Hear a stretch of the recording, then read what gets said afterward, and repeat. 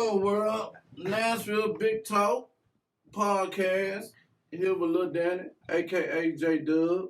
Man, tell us a little bit about yourself. You know what I'm saying? Where you from, your upbringing, you know what I'm saying? Let us on some of that. Let us know where you from. Nashville, Tennessee. That's where I'm from. East side. I was raised in Inglewood, but I was brought up in Delaware. Shit, mostly rough life. Shit, going shit. Mama, drugs, dad at work. But shit, my stepdad at work, he drunk. So it was all, a mixture. It was a mixture.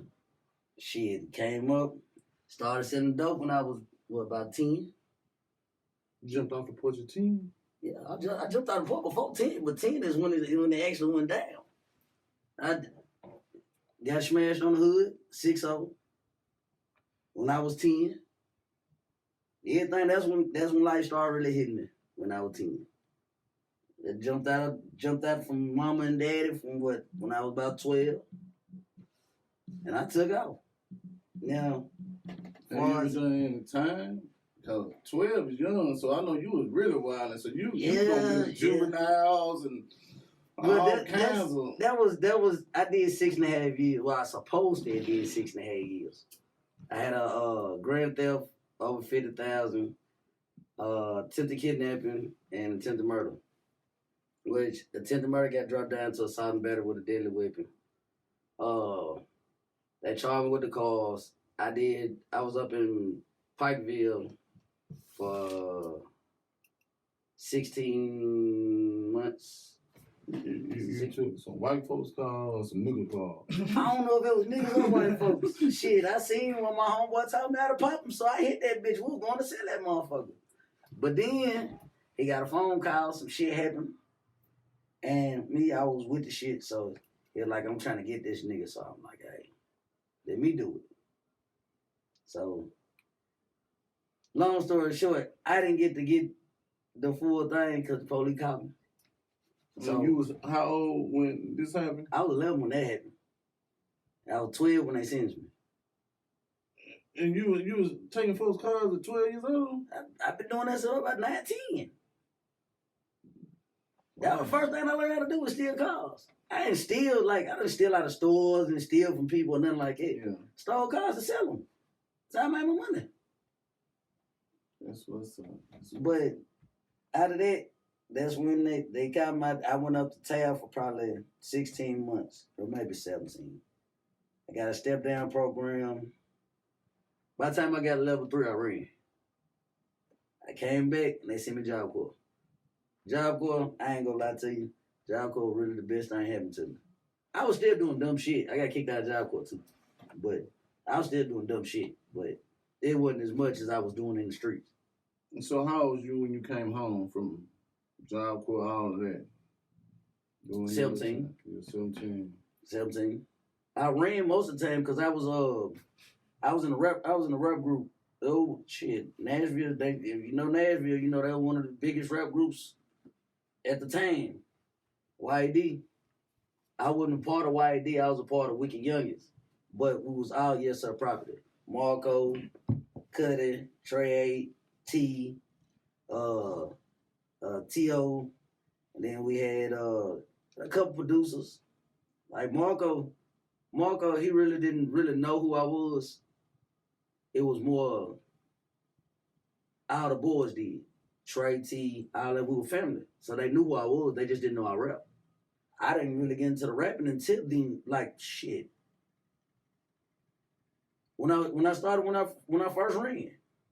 I was probably like 14 when I ran from state. I was in 15. No, 14. I was 14. That was Marco on record label? Yeah, that was Marco.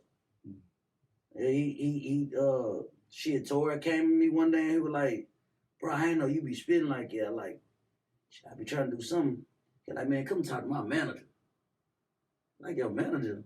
Who was that? He's like, man, he the dude to be doing everything, putting the money behind us and stuff. And he took me up there. I'm talking about like, we didn't do no kid shows. We did probably 2 kid shows, team parties, 2 team parties. We did one at the center before they tore down the projects. But other than that, we did all adult parties. That's what's up. We done did shows with T.I., Wayne, Shanti, A-Ball, MJG. I want to say Young Bloods. We did one with them too. We was kids though. But yeah. I bought a party bus from Marco. Yeah, that's my guy, man. Yeah. That's my guy. So, when you was coming up, who was your favorite rapper that inspired you? Like, this is what I want to do. I really didn't have one. I was more into football.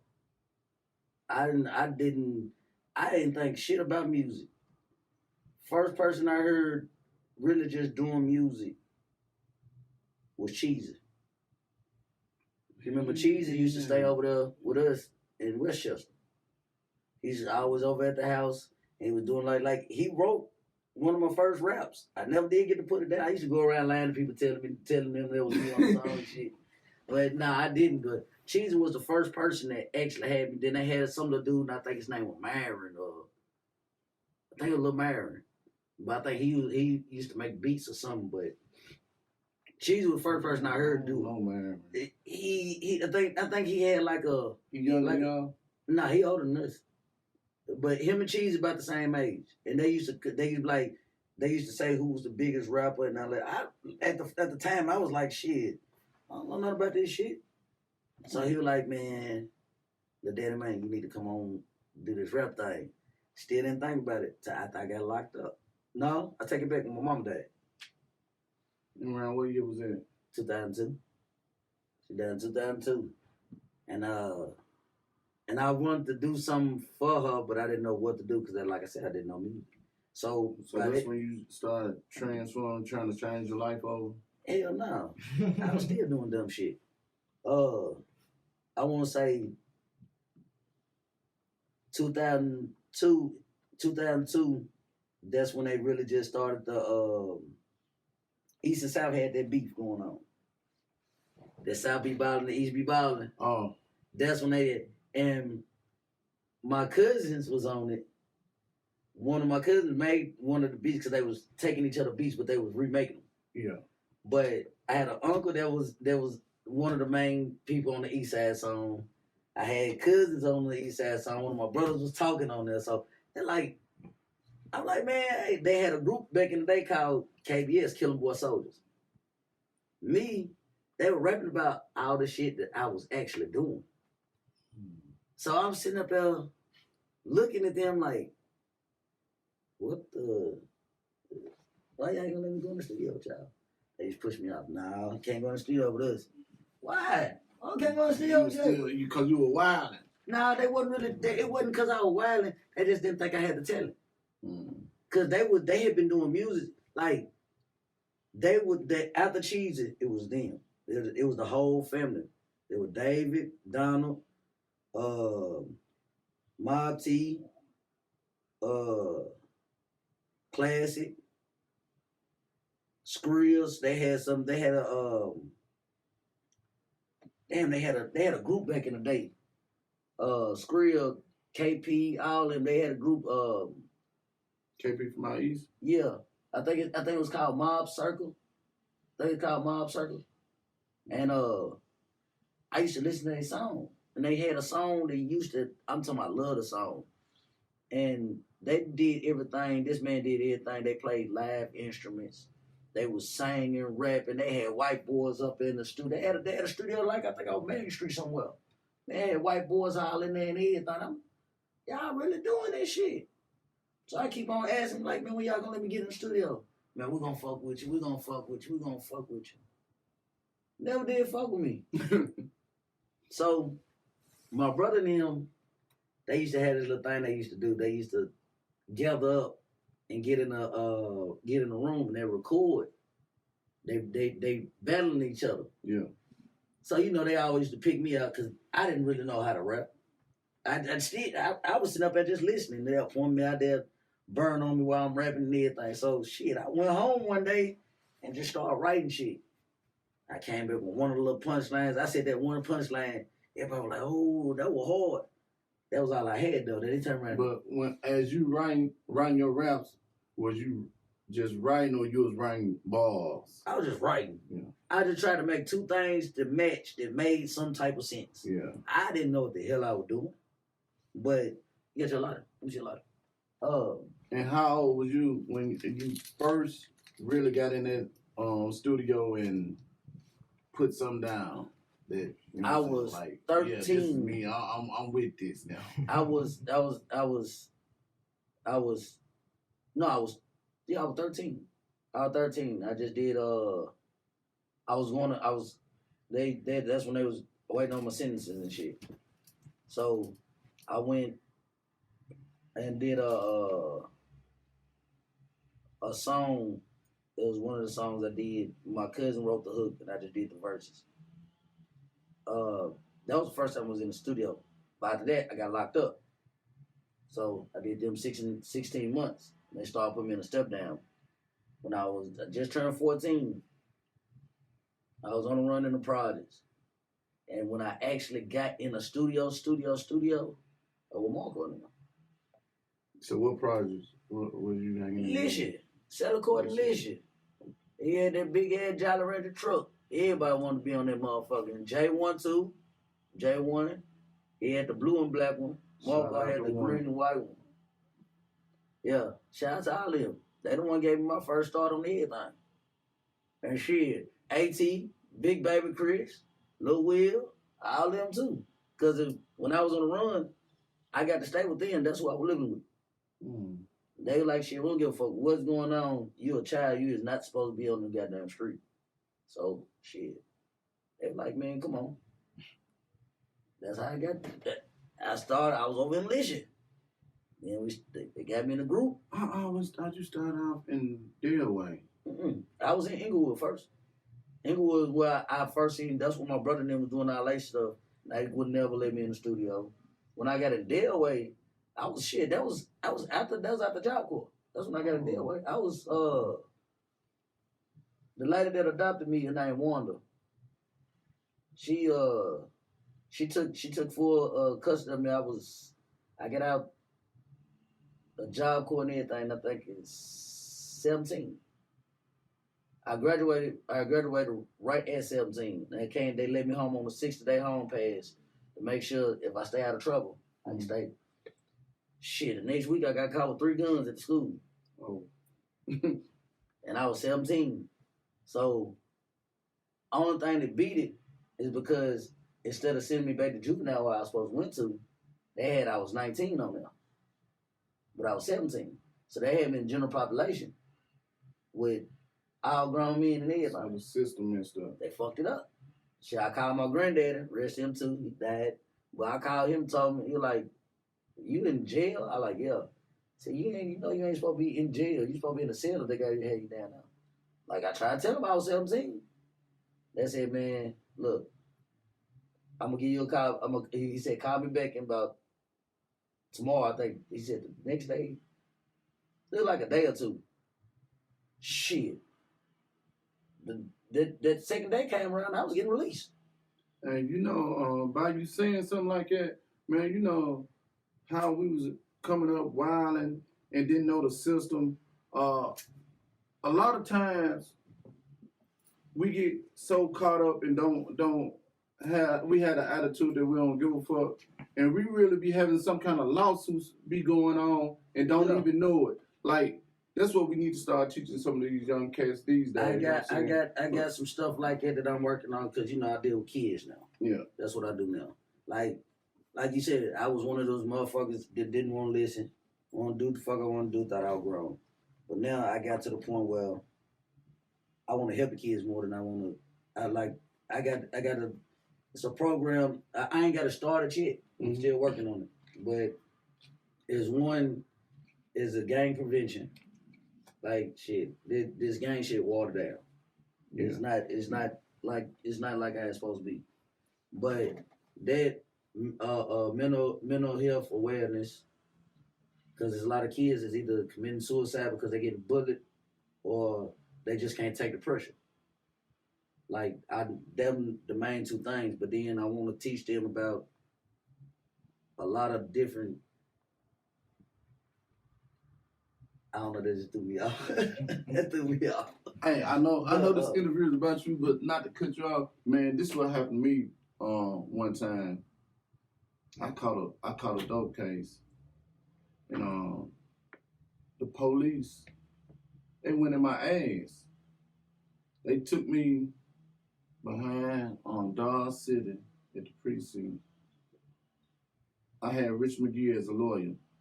And I did not know, you know what I'm saying, until I didn't pursue it or nothing, you know what I'm saying, but they supposed to take you to the hospital to do something like that. Police do not just supposed to go in. Well, now they got a paddy wagon. They'll put you in this paddy wagon. It's an open space, and they'll do a cavity search in the paddy wagon now. That's how they doing people now?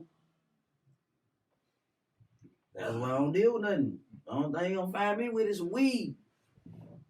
You can have it. You ain't going to my ass. Fuck that. You gonna lock me up. Hey man, I wasn't going, but your dad was with me. He got caught with me. They charged him for being a lookout man. Yeah, man. You know what I'm saying? I'm talking about they bammed him. You know what I'm saying? But yeah, they done that to us though, man. You know what I'm saying? I'm talking about I beat the system one time. I had when I had bought that Crown Vic from Wick. You know what I'm saying? I'm coming down Dixon Road, me and Chuck, you know what I'm saying? Come down there, banging, get pulled over, you know what I'm saying? The ATL, you know what I'm saying? They put the dogs on us. Oh man. I wasn't dirty, so I'm telling them, nah, y'all can't search my car. I got license, insurance, and everything, but my record was so messed up, so they put the dogs on. Yeah. You know what I'm saying?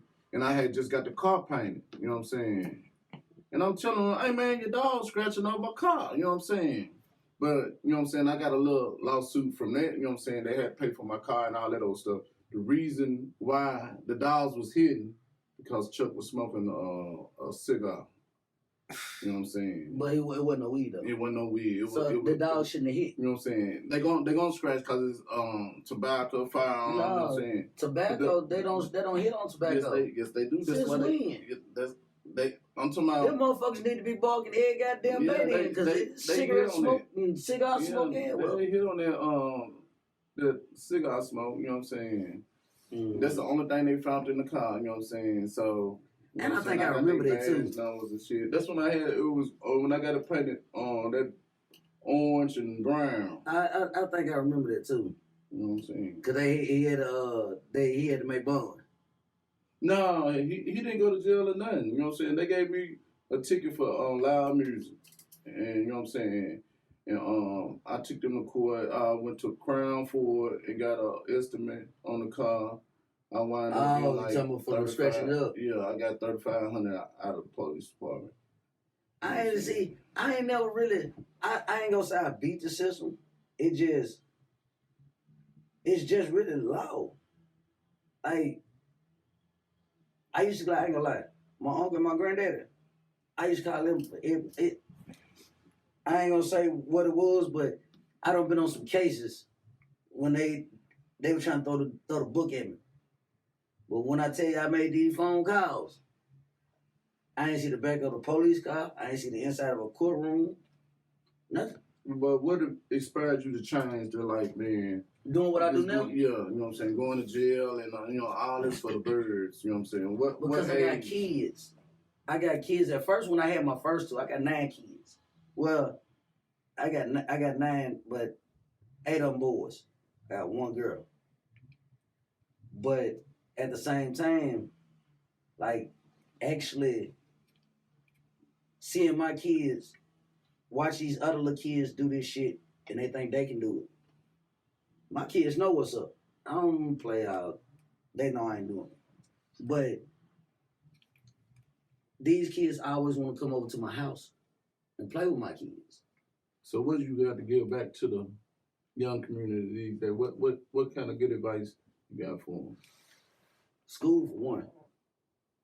Can't do shit if you ain't going to school. Like, I don't care if it's homeschool, some type of school, complete school. That's your number. And if you can, go to college. Shit, I'm in my third college zone now. And I'm in the Nashville State. That's what's up. I've been SAE, and I'm in Remington now. That's what's up. But it's more of like, you gotta find something to do with your time, because if you just sitting out in these streets, ain't them two things gonna come out of it. Death or jail. Death. Yeah. You sure know what to say. If you and I didn't care about it when I was young. I was fearless when I was young. Yeah. I'm scared of the motherfucker now. I don't do shit. I don't do shit. That let you know you're humble now. I'm a bitch ass nigga. I don't want no problem. I want no smoke. Nah, I ain't with it. I ain't wild like I used to be though. Yes. I just, only thing I do now. What made you start coaching kids? What made you want to be a football coach? Man, the craziest shit. Get what? One of my little god nephews, he played football. That was when Toya stayed over there on 8th. And he was like, Uncle Danny, you want to come and see me play? I said, yeah, I'm going to catch one of your games. They played like right down the street from when we moved over in Edge Hill. So I came over there and watched him. He getting down. But none of the kids had no discipline. Coach telling them to sit down. They started cussing him out. And how old was these kids? I think they were like 9 and 10. I'm like, what the fuck? But really, the only way we can help the young kids now, we got to catch them young, because when they get like 12 and 13... No, you can catch them when they 12 and 13. I really think it's sort of, man, after 13 is really over because they're in their lane. They feeling themselves. They scratching their nuts. Right now, they going to college playing ball, and they got engineering going to get engineering degrees and shit now. That's because I got in their ear, and they was older than 13 or 14. Like, they was damn near graduating. They was graduating that year. Like, but going back to the coaching thing, and I'm watching them little boys cussing out the coach. So, I got a real stern voice. I turned around and looked at him. I ain't the man tell y'all sit y'all ass down. My nephew looked over at me. They said, who is it? I said, man, it's my uncle, man. Sit down, man. Y'all sit down. They sit down. He said, bro, you think you come out here and help me? I said, I ain't never coached before. He said, man, look, they just listen to you. And I've been having these kids for damn near 3 months. And this is the first time I said, I'll come up here and help you. I didn't know shit about, I knew how to run plays and shit like that, but I didn't understand the art of coaching. Yeah. So probably by my 3rd year, I fully got it. I started my little boy off at 4. He started playing football when he was 4. And it was just like, once I got the hang of teaching the boys certain things and getting them to know certain things and understanding certain things, it just came easy and natural. Like, now, we got the top organization in Tennessee. Shout out to JR, my goddamn round. Wrote it, but he's the president. We started off with Tennessee Rams. Tennessee Rams, that was with B. Shout out to B. Then it went to Jefferson Street Bills. That was during the COVID year. And that was with they had the barbershop. Okay. Shout out to Well. Then it was the Tigers. Was it right down on Jefferson then, or over there by Salem Town when it was going down? It was on Jefferson. It was right there beside the little car lot there, the little tow lot. It was right there. And his wife tripped me out because she was like, how many boys you got? I said, I got about 23. And she like, 23? She said, boy, quit playing. How many boys you saying? I said, no, I'm dead ass serious. I got about 23 boys. She like, if you got that many boys come sign up, I got y'all. This Miss Well. So I loaded up. I had my Durango. No, we had the Volvo at the time. We had the Volvo, the van, and 2 cars. One of all the boys out there. Put him in your line. own team already ready. And he said, she sit up there and looked at me and said, "Oh my God." I said, "You thought I was playing, huh?" She said, "I did not think you was being serious." I said, "Yeah." She said, "I told you I got you." They got to play. We the only team out of Tennessee, out of Nashville. No, we the only team out of Tennessee, period, that was nationally ranked. Like we done hit the top. I want to say we done hit the top 10 twice. Like we got two teams like Berry. That's who I was mostly coaching with. My little boy played for Berry for them 4 years. And since they were 6 years old, they've been in nationals. This year, we didn't get to the top like I thought we was gonna do, but it's like they don't nobody want to play them though. And if anybody that see this say that they wanted to play the 10U Mob Squad, don't lie. Don't lie. You know how many games they done pulled out from us? They don't want to see y'all. They just lost the first game in Tennessee. They ain't lost in Tennessee in over 5 years. In Tennessee, period. And so you been coaching for 5 years? I've been coaching 13. Oh, that's what's up.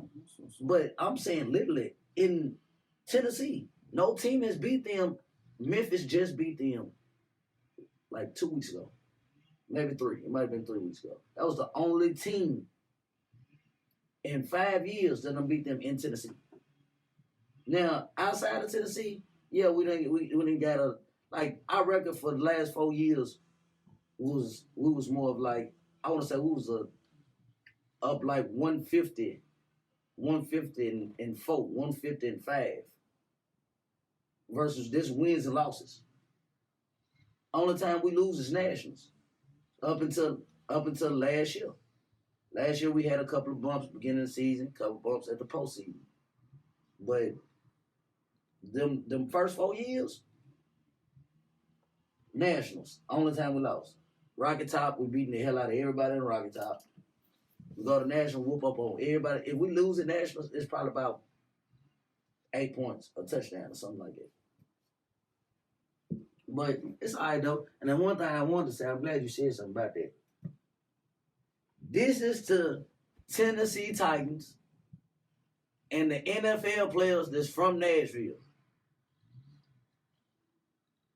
I'm tired of seeing all these rich motherfuckers that already got it getting shit donated to them. When you got all these kids that's coming out of projects, all these kids that's coming out of broken homes, all these kids that's in the inner city, don't get no donations. Everything is always up to the coaches. And then, like I said, we the only team that done made it nationally. Nobody said nothing about it. These other kids in these other cities, they in newspapers.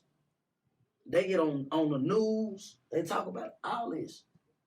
But when it comes to Nashville inner city, I ain't seen not one goddamn damn sock, helmet, or nothing donated to no inner city teams. None. Well, Nashville, even these guys talk. We gonna donate. Even these so-called big time dope dealers. Y'all tired of seeing these goddamn, oh man, these little niggas bad. They stealing cars and this and that. Nigga, y'all got all this goddamn money. Why y'all get help them sponsor one of these kids?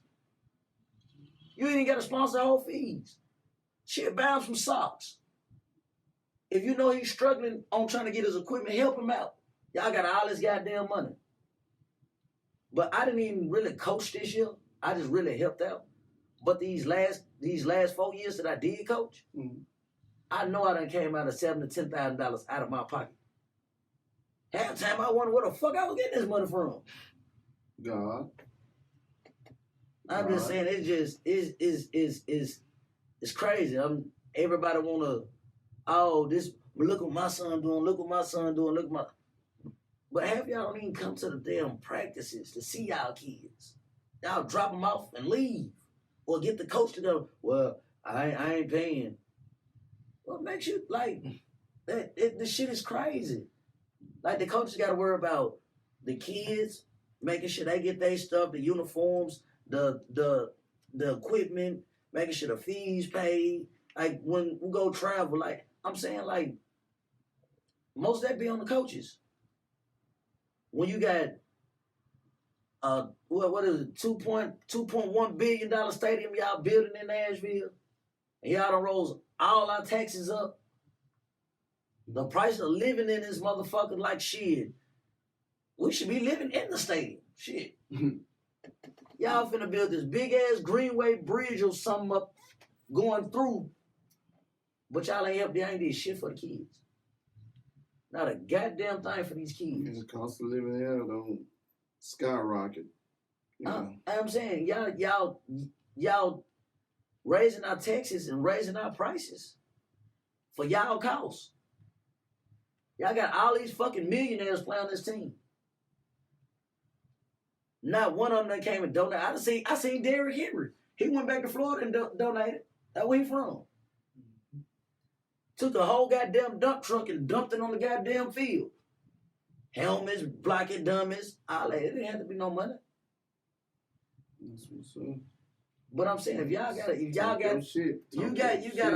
a national ranked team that's in y'all fucking city, and it's named Tennessee, y'all don't even come to support. I ain't seen not one goddamn Titans player come to no game. But y'all want to come and send y'all people up to set up and take photo pictures at high school games and shit like this.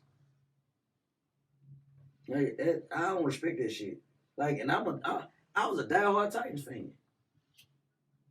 Like, all my shit is Titans. Still to this day? Still to this day. But shit, all that shit finna get burnt if I don't see no results with these kids. I ain't bullshitting. If I don't see no result with these kids, if somebody don't come out from the Titans, I don't give a fuck if it's the GM, the president, the goddamn owner, the player, the water boy, the towel boy, the ball boy, somebody. Man, I don't give a fuck. Man, somebody got to do something with these guys. Because it ain't no way in hell we supposed to be goddamn doing all this shit and supporting the team that don't support us.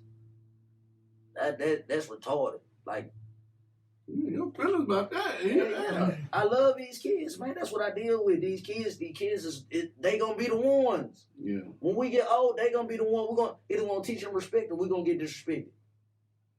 Which one you rather have? Respect or money? Respect. That's the reason why a lot of kids love me right now. A lot of people in general love me right now. I can go anywhere in the fucking city right now and I ain't gotta have no gun on me. I ain't got to go out there acting like I'm the hardest motherfucker alive. I ain't got to do none of that. Yo, what the hell out? What's up, coach? What you doing out here, coach? That's what's up. Damn, like, I don't even go by J-Dubb. When it's time for coaching, I do not go by J-Dubb. Do not call me J-Dubb. You better either call me Coach or Coach J. That J-Dubb is for the streets. Hey, when we had 2-4 Entertainment, yeah. What was your favorite song? Okay. On the album? Yeah. It sure ain't now one of the ones y'all did without me. I'm gonna see it like that. Hint. But I don't. Yeah, you know, he know what I'm talking about. He know what I'm talking about. Drinking. No. I'll put them motherfuckers on that goddamn song. That way, I went on my birthday. Then I come back, it's too goddamn. Who the fuck is these niggas on this goddamn song? I'm trying to put it together. Then you know what the hell I'm talking about. Then you wouldn't let us get no new people that's up and coming artists. You got all old motherfuckers on the goddamn CD. And if anybody should got pistol on that motherfucker, I would have loved that. Yeah, them and Cool Daddy Fresh and who was the other nigga on that goddamn song? Trav Money. Shout out to Trav Money and Cool Daddy Fresh. That was his name, Trav Money. I ain't seen him in years. I guess I appreciate y'all getting on the CD. But like I said, I'm trying to think of the goddamn. I thought you was gonna say I love my haters. That was the you know. But that ain't on the album. Yes, it was. No, it's not. That's on the second CD we were supposed to put out. That ain't on there. Like I said, I was drinking back then, but I thought that was on that on 2-4 Entertainment. I really did. You remember we went to Alabama? Papa Pill. Papa Pill, my favorite one. That one had all y'all on there, right? Nah, just me and Tim. Just me and him. That was that slap. You don't remember that one? You don't have to go back. You were popping pills back in like a motherfucker, so you should remember that one. No, I was not. Yeah, the fuck you was. No, I was drinking back and you were popping pills. No, what made me start taking Tootie, you were popping pills. When I got out the hospital. Man, look, Tootie, you were popping pills because Pat used to try to boy, we ain't gonna get on that. Get on that. Talk your shit, hey. That's our past, hey. Hey, man, look, and then you gonna bring up the Alabama trip. How you gonna let us? We win this whole motherfucking rap battle and everything. Get all the way down to Alabama, and then he said, "Nah, we ain't performing at this shit." What the fuck did we come down here for? Hey, the women walking around. I'm telling you, you can pay the women to get in your videos. They walk around naked and serving. I was you know what I'm saying? Pissed. David Brown and them came up from down there. You know what I'm saying? It was one of the dudes that was he performed. He ended up, I can't remember his name though. He ended up having I don't know if it went gold. He did a nice little song. He came out. He did a little. I think it was just one song though. But he did some numbers on it. I remember we won the Wii battle down on Jefferson. Man, we won. And they didn't even have enough money to pay us. You know what I'm saying? Man, look, we won so many goddamn talent shows and everything. But it was the whole thing though. This nigga didn't want us to do it. Nothing, man. He started acting like a Suge Knight or some shit. Nah, they used to try to run over me. No. Man, hey. Nah. They know they gotta perform. They'll get drunk. Man, look, I was on community correction. I had to be in the house at 5:30. Is it 5:30? I think it was 5:30. So what I used to do, I used to wait till after my community correction officer is she gonna call by 9 o'clock. By 9, no later than 9:30. She ain't calling no later than 9:30. So we had you used to walk up with Pearl and meet or something? Cause I remember you used to, yeah. Boy, hey. Well, there was a lot going on. Yeah, hey, be quiet. Be quiet too. Yeah. But now, that's the when I had to get the house phone. We had to get the house phone. Remember they wasn't gonna let me out of jail. That same shit when that shit happened with Vic now. There's so much going on. When the shit happened in the courtroom. Oh. And remember, they said if y'all didn't sign for my papers, they wasn't gonna they was gonna lock me back up. So we had a house phone? Yeah. Remember they said if we didn't have it, because I couldn't go back, I couldn't go in Delaware, I couldn't go in the projects. Remember they said it had to be a house phone. Because remember my community correction officer used to call. She'd call about 9:30. And then one time she sent the police to the door. She made me go outside and sign a piece of paper and shit. They took a picture of me while I was signing the paper. And they had to make sure it was me. Yeah. They had to make sure it was me, and I had a phone like, you know how you can program your phone to your cell phone, and then if they call that phone, it's gonna automatically ring on your phone. Yeah. And they thought I was trying to pull some shit like that. But anyway, behind that, I used to wait till after she called, and then Tuesday night, I give me an egg pill. And I give me a bottle of liquor from the liquor store right next door from the Wee Battle shit. And I go in there lit. I remember the interview and everything. I still ain't seen the interview, the second interview. I seen the first one. I had some of that footage. It's somewhere on the internet. It's on YouTube somewhere. But yeah, that was like we used to win so much shit. Like, man, Tootie used to piss me off, man. We'd have some shit going, and then he'd tell me, "Nah, Daddy, you can't do this."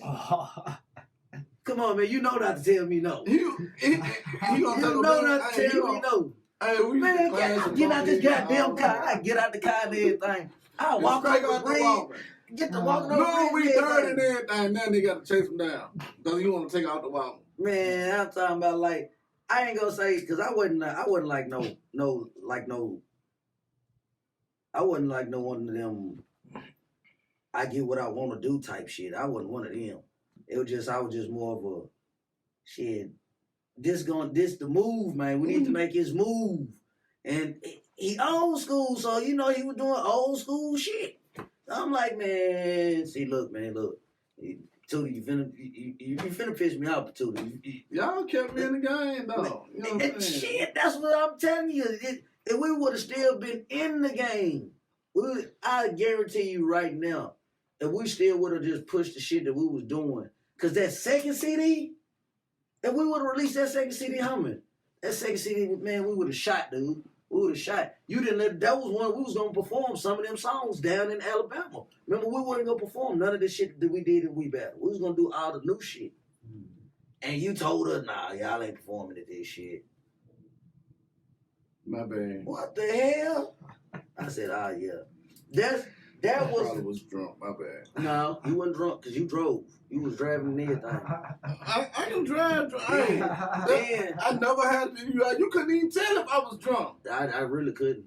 I knew when you popping pills though. But I ain't gonna lie though. Like it was a lot of shit that we could have did. And we could have really pushed. Like yeah, we had some good runs. Man, good runs. Then we had some shit. Like I said, still today, we can still put out, like I said, we still put out that second CD right now. It'll still be valid.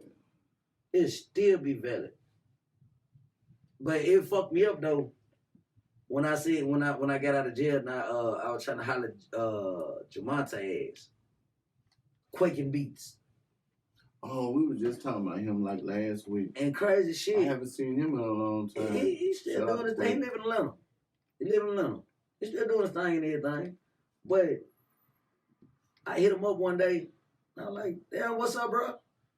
He's like, who is this? I'm like, J-Dubb. He's like, J-Dubb, where I know you from? It's Jamonte?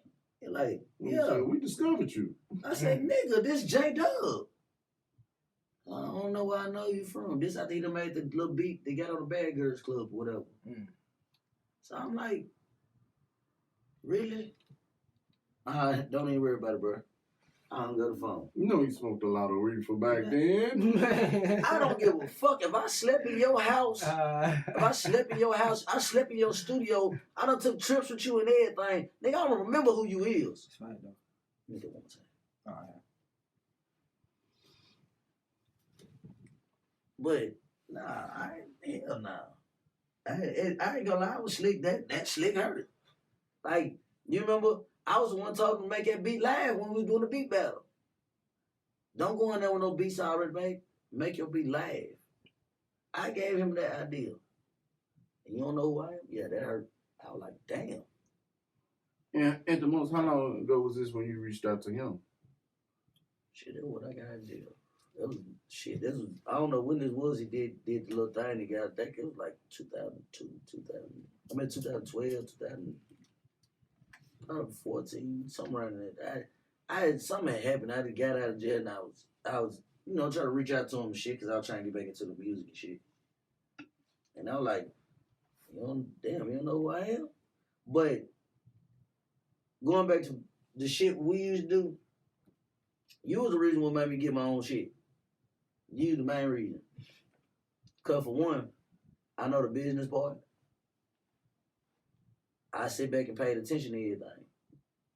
I know what to do and what not to do. Mistakes not to be made by the manager. But nah, I was in the making of that, like even before, cause I always wanted my own shit. Yeah.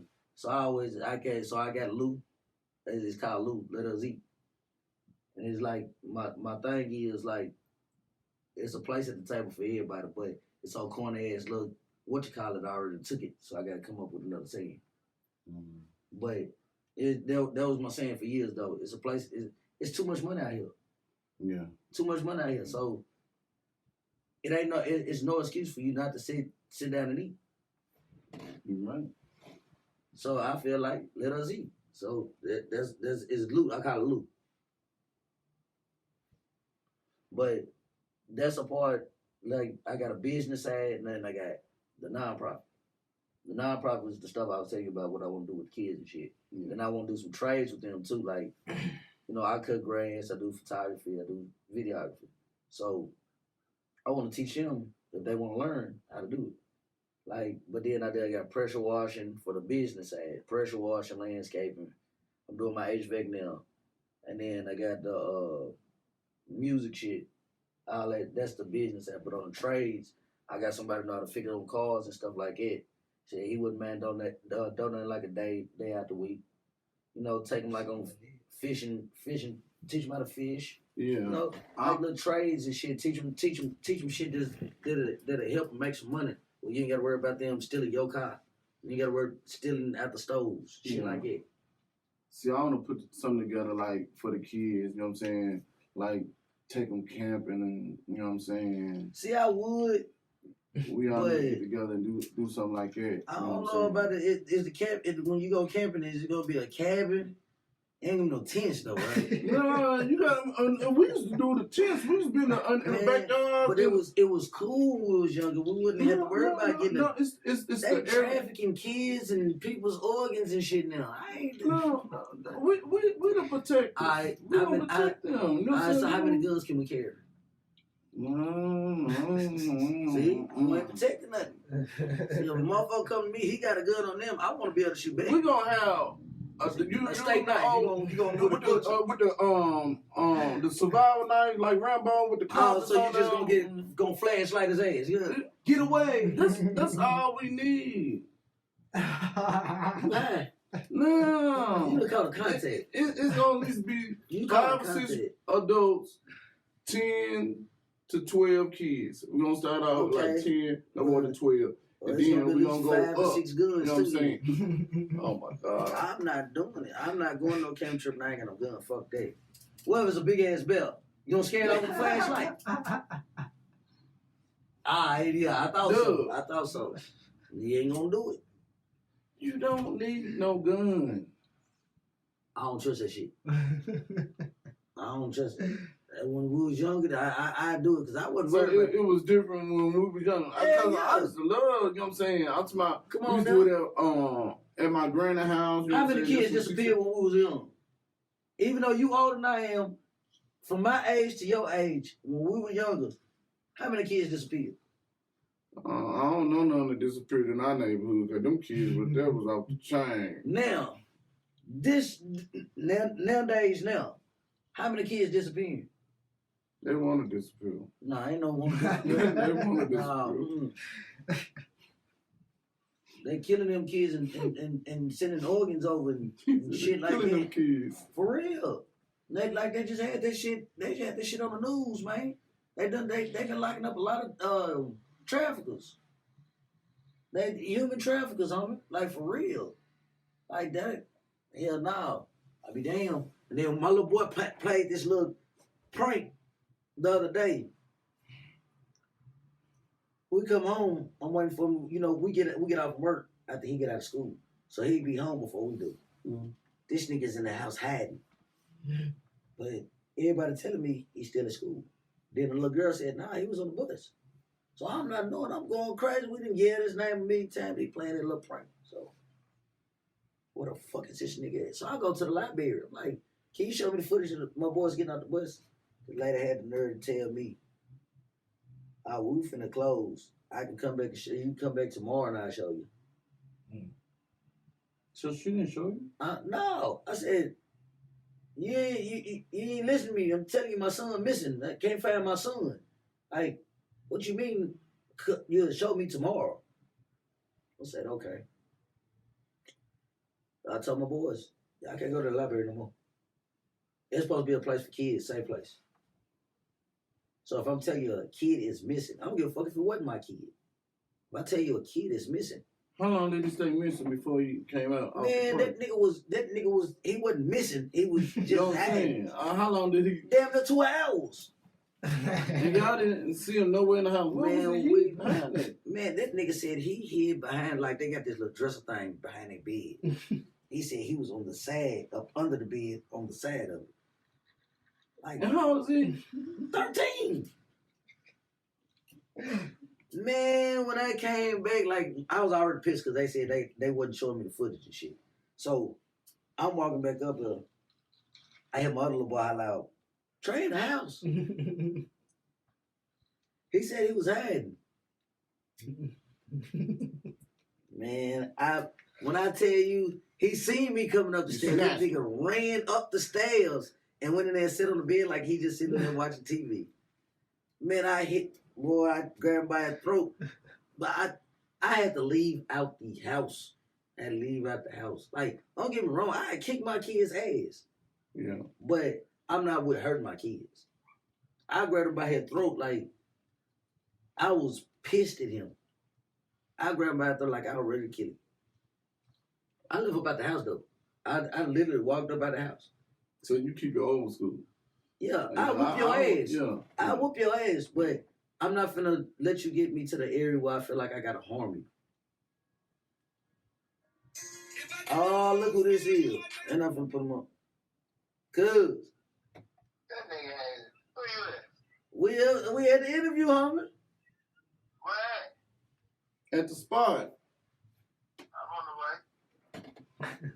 Alright. Yeah. Now that nigga he was one supposed to bring me over here. But you see how he Man, when I called you this morning, man. Man, look, I got drunk last night because And I don't even get up early. I said, man, he done got me up early. He ain't answer the phone. I got to drive all the way from Clark. Man, look, I didn't even know my phone was even out. Look, I woke up, my phone was in the trash can. I don't know what the fuck I did last night. I don't know what the fuck I was drunker than he. I mean, that big ass bar do say. And I ain't drunk in it was been shit. Man, this months. So what made you stop drinking? Cause I always do dumb shit. like seriously, I always do dumb shit. Like I woke up one day, I was in goddamn Delaware. Don't know how I got over there. I got an old lady at home. And every time I get drunk, she, boy, think I'm fucking somebody. I'm like, how I'm fucking somebody? I ain't. You don't even remember no one. You drunk. Yeah, look, I said I got in the car last night, and goddamn it, I got in the truck and just started going back and forth, back and forth, back and forth, driving back and forth in the parking lot. That's why I don't drink. I do dumb ass shit when I drink. That's why I don't drink. And then some people can't admit to their downfall. Man, like that, I'm fucked up when I get drunk. That's why I do that. And then like I can't just drink. Like if I start drinking some shit like this and I take a shot of it, I'm gonna smoke. I bought one bottle of goddamn Douce. Next thing you know, I end up about 2 of them. I don't like drinking. That shit. Man, look. That ain't what I do. I smoke. I am a weed connoisseur. That's just me. The Nashville Big Talk Podcast. We're going to take a little 10-minute break, and we'll be back with part 2. He said give him 15, so he finna roll up you better know some of this reefer. You better know it. Because that didn't last. I need something to eat, too.